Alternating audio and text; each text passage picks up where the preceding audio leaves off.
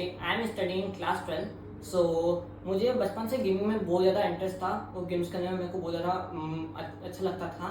तो मैंने जब मैं 10th कंप्लीट हो चुका था तो 10th के बाद जब मेरे एग्जाम्स हो गई थी तो मैंने सोचा था कि गेमिंग में मैं कोर्स करूँगा। तो इसलिए मैंने गूगल पे सर्च करा तो मैं पता चला दी अक्षर्स के बारे में। दी अक्षर्स में जब मैं आया तो यहाँ पे मेरे टीचर्स के थ्रू काउंसलिंग हुई। तो टीचर्स ने काफ़ी अच्छे से बताया कि क्या क्या यहाँ पे होता है, गेमिंग में क्या क्या होता है। तो मैंने यहाँ पे unreal 2D 3D AR VR and 3D modelling game development का कोर्स करा।